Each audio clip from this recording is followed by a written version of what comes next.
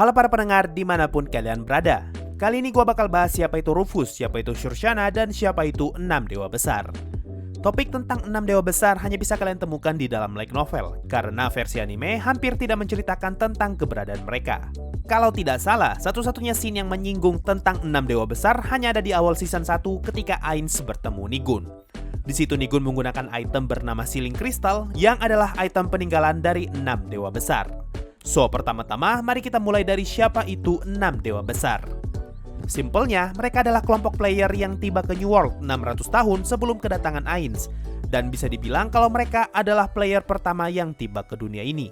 Informasi tentang kedatangan 6 dewa besar bisa kalian temukan di volume 1 dan 2. Di volume 1, Nigun berkata kalau di dunia ini terdapat 3 jenis senjata super kuat, dan salah satunya adalah peninggalan dari 6 dewa besar selain teokrasi yang tiba 600 tahun lalu. Lalu di volume 2, Ainz berkata kalau hampir semua player yang tiba ke New World akan sangat bersedia untuk membantu selain teokrasi. Lalu kita juga diberitahu kalau selain teokrasi adalah negara penyembah 6 dewa besar yang muncul 600 tahun lalu. Menurut asumsi Ainz, para player yang tiba ke New World pasti akan membantu selain teokrasi karena mereka adalah negara yang bertarung demi umat manusia. Berhubung pada zaman dulu manusia adalah ras terlemah, maka para player yang juga sama-sama manusia tentu tidak akan diam melihat ras manusia dihabisi. Berlanjut ke volume 3, barulah kita diberitahu melalui obrolan Khajiit dan Clementine kalau item peninggalan 6 dewa besar disebut Divine Artifact. Tapi di beberapa translasi ada yang menyebutnya sebagai Sacred Relics atau Regalia. Selain itu, di volume 3 kita juga diberitahu kalau 6 dewa besar memiliki keturunan. Selain teokrasi menyebut mereka sebagai Godkin, yaitu keturunan langsung dari player dan membuat para Godkin menjadi lebih kuat daripada manusia normal. Clementine menjelaskan kalau keberadaan Godkin ketahuan, hal ini akan menyebabkan para Dragon Lord yang masih hidup menyerang selain teokrasi. Nah, yang menarik, dalam tweetnya di tahun 2014, Maruyama pernah ngasih tahu kalau Platinum Dragon Lord dan teokrasi memiliki dosa besar, yaitu Platinum Dragon Lord dan 6 dewa besar pernah ngebuat kesepakatan untuk sama-sama menyerang 8 Raja Serakah. Dari tweet ini, kita bisa menarik beberapa informasi. Pertama, di luar dari masalah translasi atau apapun, kosakata yang digunakan untuk menyebutkan 6 dewa besar di sini bermakna majemuk. Artinya, ada lebih dari satu dewa yang ngebuat kesepakatan dengan Platinum Dragon Lord. Kedua, karena konteks kesepakatan mereka untuk melawan 8 Raja Serakah, artinya 6 dewa besar itu sudah hidup selama 100 tahun. Oke, 2 poin ini bakal gue simpan dulu, sekarang mari kita pindah ke volume 10. Di intermission volume 10, kita diberitahu kalau jumlah kardinal di teokrasi melambangkan setiap dewa mereka, yaitu kardinal api, angin, air, tanah, cahaya, dan kegelapan. Lalu, kalau kita mundur ke volume 7, Ainz berkata kalau ada agama yang menyembah 4 dewa dan 6 dewa, di mana agama yang menyembah 4 dewa hanya menyembah dewa api, angin, air, dan tanah. Sekarang yang jadi pertanyaan, kenapa agama penyembah 4 dewa tidak menyembah dewa cahaya dan kegelapan seperti teokrasi? Jawaban paling memungkinkan karena dewa cahaya dan kegelapan bukan manusia. Salah satu contohnya adalah Shurshana yang hampir bisa dipastikan sebagai undead. Lalu untuk dewa cahaya yaitu Allah Alaf, ada yang berteori kalau kemungkinan dia adalah elf. Sedangkan untuk keempat dewa lainnya, kemungkinan besar mereka adalah manusia. Dengan informasi ini, kita bisa hubungkan dengan 2 poin sebelumnya. Kenapa Maruyama menggunakan kata majemuk untuk memberitahu tentang 6 dewa besar? Dan kenapa mereka bisa hidup hingga 100 tahun? Jawabannya, karena yang ngebantu Platinum Dragon Lord pada saat itu memang ada lebih dari satu dewa, yaitu dewa cahaya dan dewa kegelapan. Karena mereka berdua bukan manusia, jadi sangat wajar kalau mereka masih hidup hingga 100 tahun kemudian. Sedangkan untuk 4 dewa lainnya yang kemungkinan adalah manusia, sepertinya mereka bisa dibilang mati karena usia. Nah, kelanjutan dari informasi ini ada di volume 10 juga. Kita diberitahu kalau si dewa kegelapan Shurshana mati dibunuh 8 Raja Serakah. Lalu bagaimana dengan nasib Allah Alaf? Karena keberadaannya tidak pernah disinggung di light novel, dan di web novel pun hanya namanya saja yang disebut, artinya semua tentang Allah Alaf masih sekedar teori saja. Oke, itu tadi semua informasi yang bisa gue jelaskan tentang 6 dewa besar beserta sedikit teorinya. Kalau kalian bertanya seberapa kuat mereka, gue nggak punya data yang cukup untuk menjelaskan itu. Apakah mereka satu guild? Ini pun tidak pernah dijelaskan. Apakah mereka punya guild base? Ini juga belum pernah dijelaskan. Cuma, kalau mempertimbangkan mereka yang punya world class item, bisa dibilang kalau mereka adalah player dengan level tinggi dan cukup kuat karena mereka bisa memiliki dan mempertahankan world class itemnya. Di dalam Yggdrasil, world class item jadi barang buruan setiap player sehingga akan ada kelompok yang ingin mencuri world class item seseorang. Contohnya, Ainz Olgon sempat kecurian salah satu world class item mereka bernama Atlas. Jadi, kalau bisa memiliki world class item, ini sudah menandakan kalau mereka cukup kuat untuk menjaga item itu agar tidak dicuri. Oh, satu lagi. Ketika Kardinal tahu kalau Ainz bisa menggunakan sihir tier 11, mereka langsung ngomong kalau itu adalah sihirnya para dewa. Jadi, mari kita anggap kalau 6 dewa besar berada di level yang cukup tinggi, sehingga mereka bisa menggunakan super tier magic. Player yang bisa menggunakan super tier magic, estimasi levelnya berada di 70 ke atas. Sekarang mari kita bahas semua tentang Shurshana dan Rufus. Di light novel, Shurshana cuma muncul sekali doang, yaitu di intermission volume 10. Di sini para kardinal kaget karena melihat kekuatan Ainz yang sanggup menggunakan sihir tier 11 pada saat pembantaian di daratan Kadze.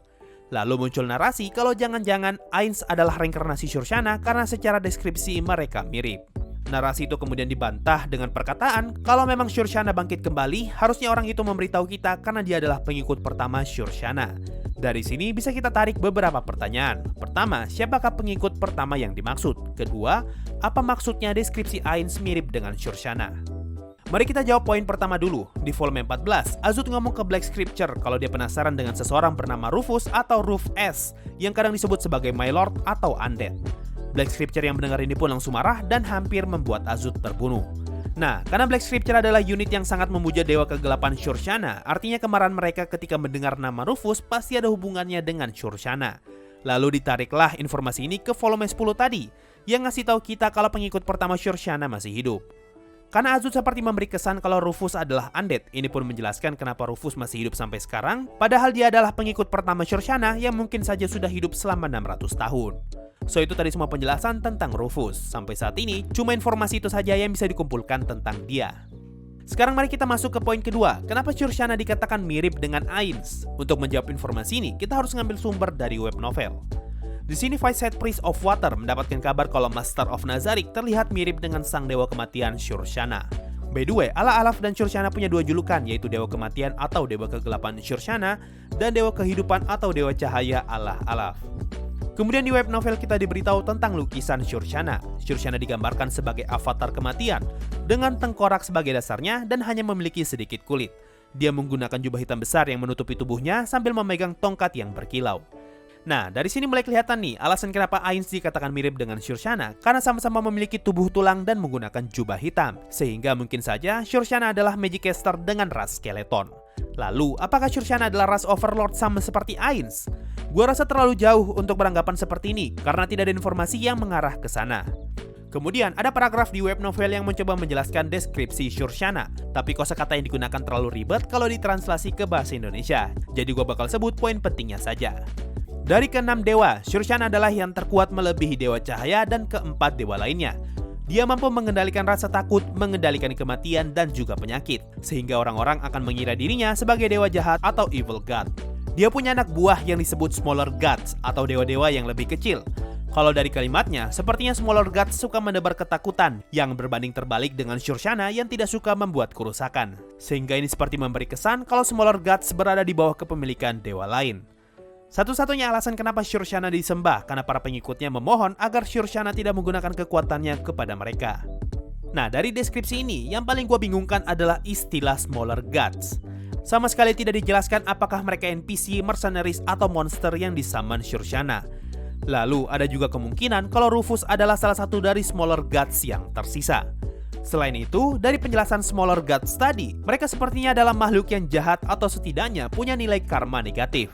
Nah, Maruyama sempat menjelaskan di dalam web novel kalau Demon Gods yang dilawan 13 pahlawan kemungkinan adalah mantan makhluk yang menyembah 6 dewa besar dan berubah menjadi Demon Gods. Kalau dihubungkan dengan deskripsi Smaller Gods yang memang punya kecenderungan berbuat jahat, maka sangat make sense kalau mereka akan dianggap sebagai Demon Gods dan 13 pahlawan pun harus turun menghabisi mereka. So, itu tadi semua informasi tentang 6 dewa besar, Shurshana dan Rufus yang bisa gue kumpulkan dari web novel dan light novel. Setelah ini, gue bakal cari informasi tentang 13 pahlawan dan 8 Raja Serakah juga. Kalau gue ternyata nemu informasi cukup banyak, bakal gue buat jadi pembahasan tersendiri. Oke? Mungkin itu saja untuk video kali ini. Makasih semua yang sudah mendengarkan sampai di titik ini. Sampai jumpa di video berikutnya, dan bye-bye. Yo, waktunya Saweria. Ada dari bukan orang, bang, bahas detail kecil anime Hyoka. Oke, gua tampung dulu. Ada dari orang iseng, terima kasih atas informasi anime dan novelnya, sehat selalu, sama-sama. Ada dari Kimi Maru, seriusan bang, Chris itu adalah Dewi yang menyamar atau dari mana bang? Penasaran? Serius? Kalau lu nggak percaya dengan gua, cek aja profilnya Eris di fandom. Ada dari Novel Rido Wicaksono, bang, menurut lu karakter yang paling bagus style dan desainnya siapa? Kalau menurut gua, Zesi Zetsume keren banget. Kalau di Overlord-nya, gua rasa sih emang Zesi, tapi kalau di Nazari, gua rasa sih Victim. Karena menurut gua tuh keren banget loh, bisa ngelihat janin terbang. Ada dari kakek-kakek Metal Slug. Tetap semangat bikin konten bang. By the way bang, sekalian tanya apakah akhirat itu isekai? Thanks bang. Alam kubur juga isekai bro. Ada dari Jolly. Sorry sensei, tiap mabar gue malah jadi beban terus. Maklum skill random. Gak apa-apa. Gue malah bersyukur ada yang bisa diajak main bareng AOV. Selama ini gue paling malas dengan misi yang harus main dengan teman. Karena dulu list friend gue gak ada yang aktif kalau main AOV. Ada dari Popomen si manusia bejat. Sensei makan sensei. Masih dari Popomen. Sensei aku suka. Ya, sensor. Dan terakhir ada dari Cikal, bang, tolong sampein ke Bang Mitama jangan sering ngasih info Rizero yang hoax atau melebih-lebihkan. Gue sebagai reader WNLN Rizero merasa risih. Thanks. Ya, gue udah kasih tahu dia lewat DM. So itu tadi dari Saweria. Makasih semua yang sudah donasi. Thanks a lot and bye bye.